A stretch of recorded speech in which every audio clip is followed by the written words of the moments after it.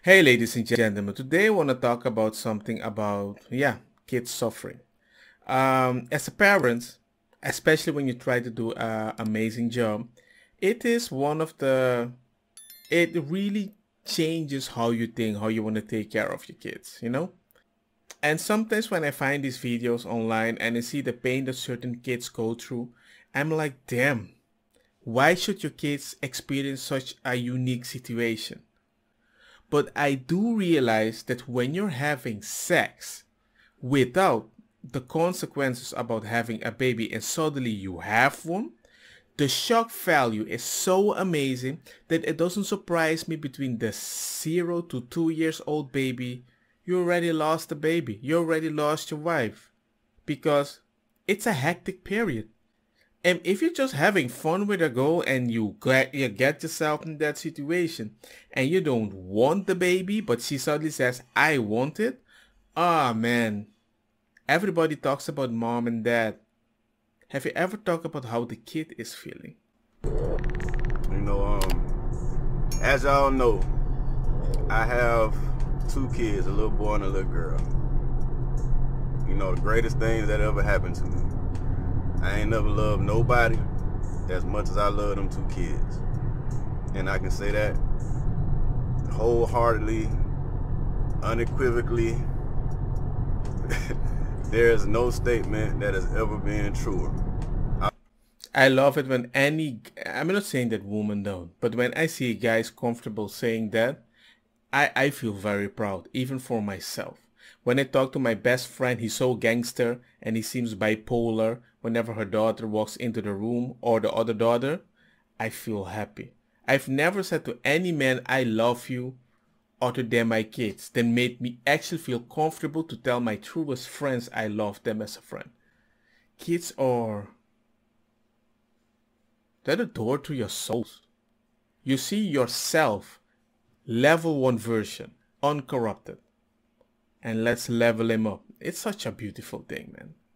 I love my kids with everything in me.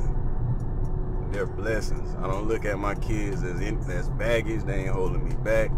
I love my kids, right? And the one thing that I never want to have to tell my kids is I can't. You know, there's one thing if my kids ask me for something, and I decide as an adult, as their dad, that no, you can't have that. But to be able to, for my child to ask me for something, and I physically can't give it to him, no matter how bad I want to give it to him, the fact that I can't give it to him, that's something that really hits you to the core as a man when you got kids, because you want to be there for your kids, especially coming from the environment that I came from. Pretty much, I would say, in the neighborhood I grew up in, right? Let's just say in my age group, right? Let's say the school bus pick us up. How many kids gonna be getting on that school bus with me in the morning? I used to ride the school bus. I would say there was maybe, let's say like 30 kids that used to get on the bus with me at my bus stop. I ain't even talking about the kids that I was friends with in school and all that, but just at my bus stop, let's say there was 30 kids waiting on the school bus to go to the same school in the morning. I would say out of all of those 30 kids, there might have only been like 3 or 4 kids that had a mama and a daddy at the house. Yeah, that's something that actually bothered me a lot when I was a kid too. Especially when the school that my father sent me, it was like a prestigious school, not private, but let's just say usually two black kids in the class of 30. And one thing that I noticed that many of these white kids or other family kids, they had this very well structured life.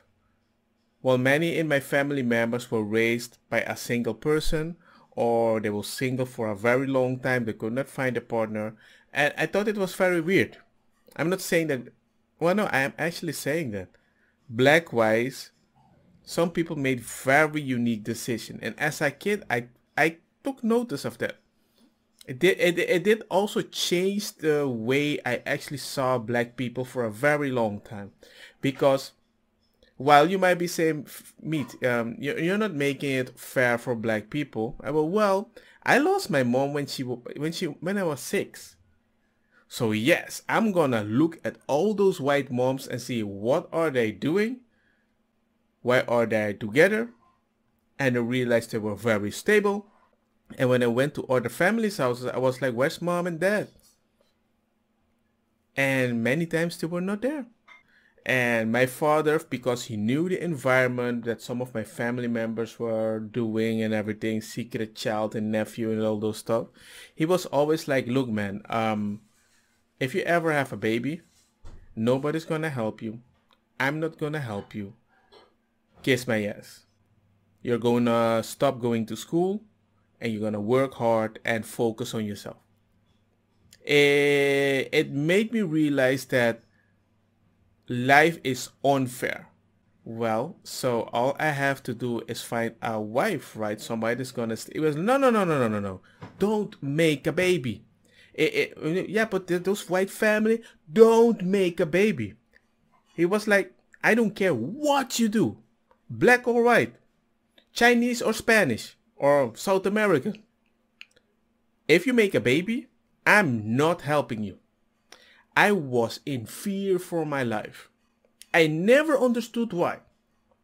I never knew what might happen if I had the baby.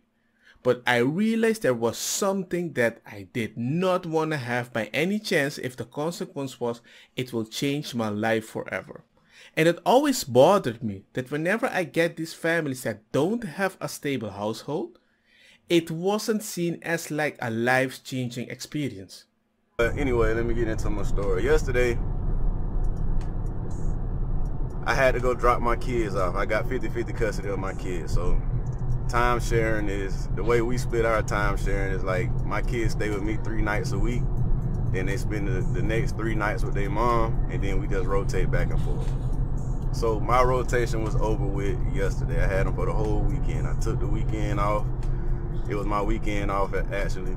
Took the weekend off. Me and my kids had a good time. Went to the pool, went to my sister's house. They got to play with their cousins. We went, did a little shopping, all that. My son went to one of my nephew's baseball game with my mama.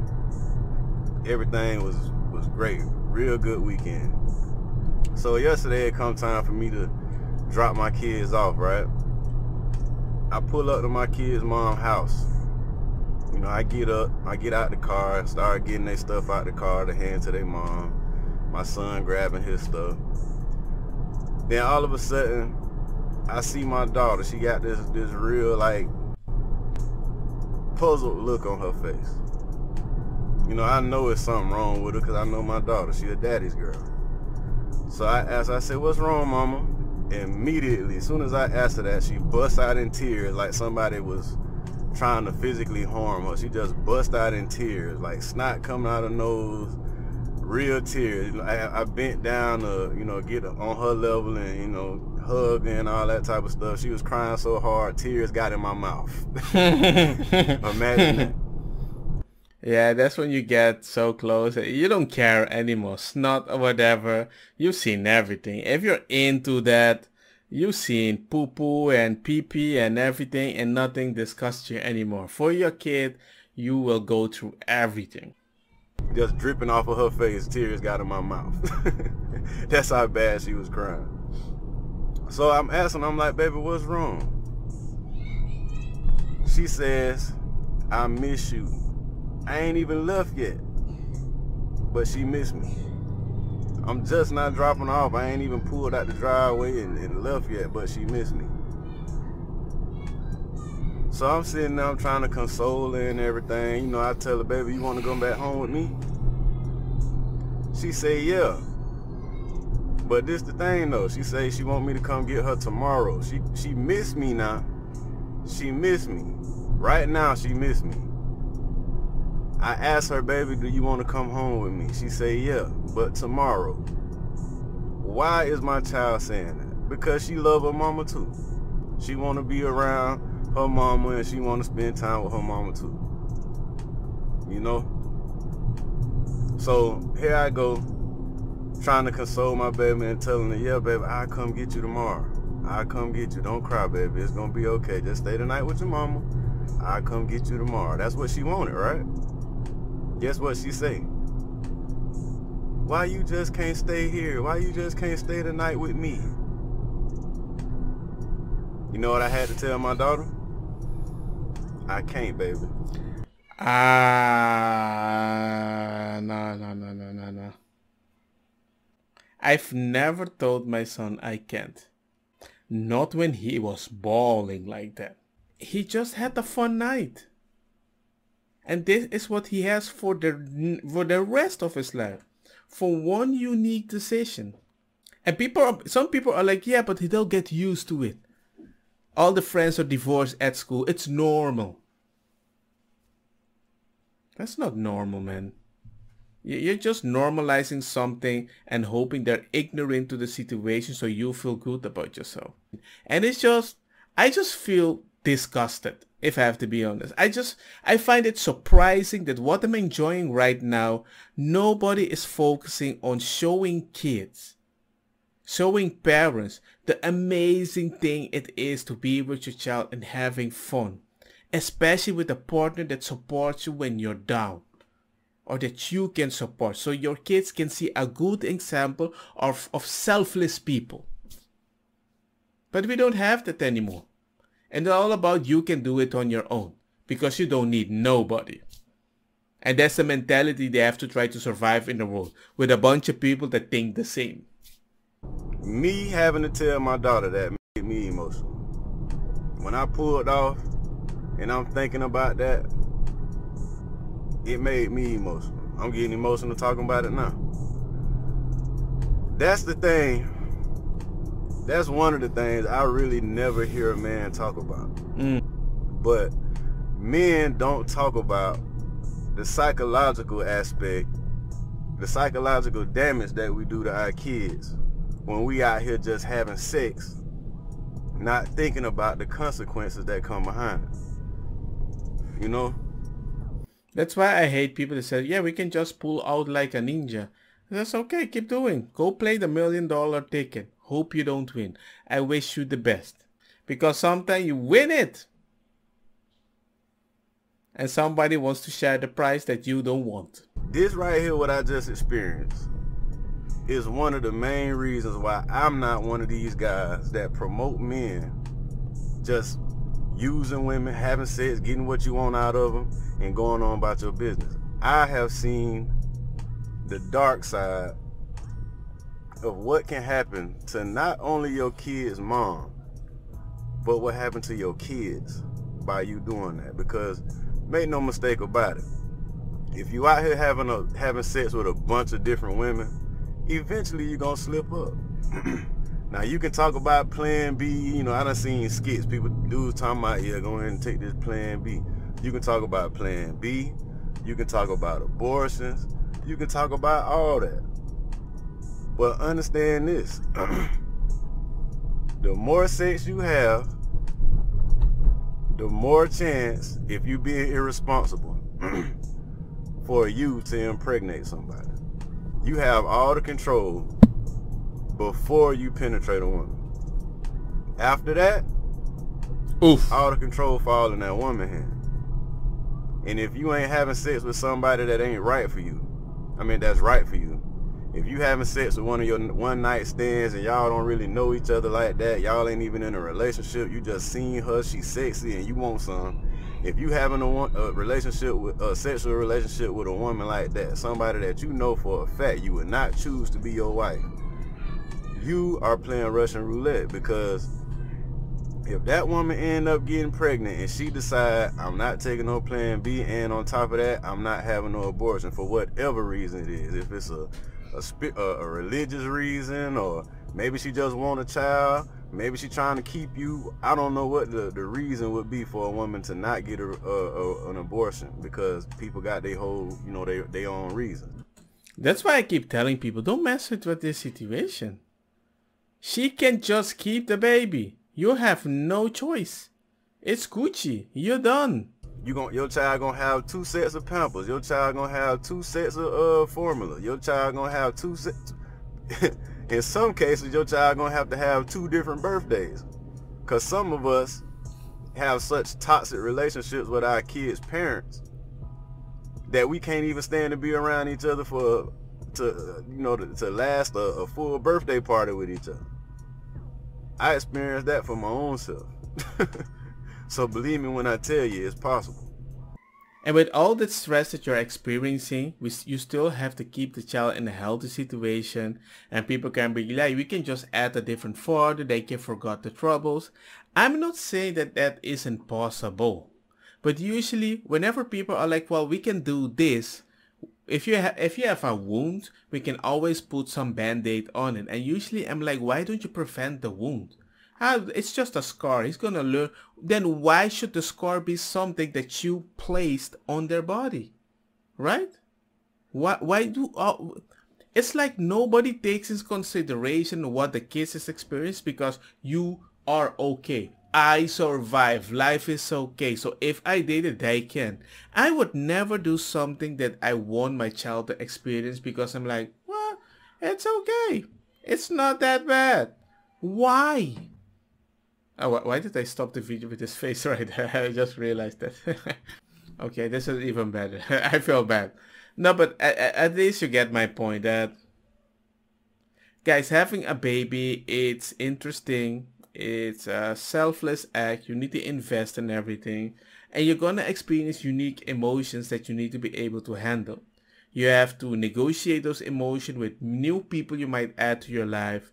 Your ex-person, your baby mama, the mama of the baby mama or the papa, whatever is happening. And it can be so many emotions at the same time. Some parents are very adult. I'm not saying everybody. But I'm just like, why create the womb? Why accidentally make the baby? It's like I'm gonna pretend like I'm gonna cut you with a knife and I'll pull out at the right time. Why? People, having a baby is such a joyful experience. It's hard because you want to keep your old life. But if you want to enjoy in investing in a baby and see them grow what I'm doing, I would never change that forever. I love spending time with my babies. I love screaming at them for a mistake because I'm teaching them something new. It's an amazing thing. And I find it so negative that nobody sees nothing other than it's something that screams, cries, and poops, and I'm going to throw my money in that direction. Trust me, people, if that is how you think about the baby, you're not even ready to be a parent. You just wanted a baby for a specific reason, or you didn't even want it. Yeah, but I want to live my life. Okay, then live your life. Create babies that suffer then. And you're going to be, oh, why would you say that? Because the same people that create babies like that come back to me like, you're lucky. You shouldn't be so boastful. Oh, what do you mean boastful? I work hard to keep this peace. I think taking care of a baby is a very simple thing. But some people make it a lot harder than it's supposed to. And they also make it a lot harder for the baby than it's supposed to. Let me know what you guys think in the comments. Share if you like. But hey, let me know. I just feel sad that we live in a society that doesn't talk a lot about this. Don't get me wrong, ma cosa kita bong. Put a fire na mi blonde, kush hash, purple skunk, criollo, colombici, jam, turloqueta, verdeta, welcome.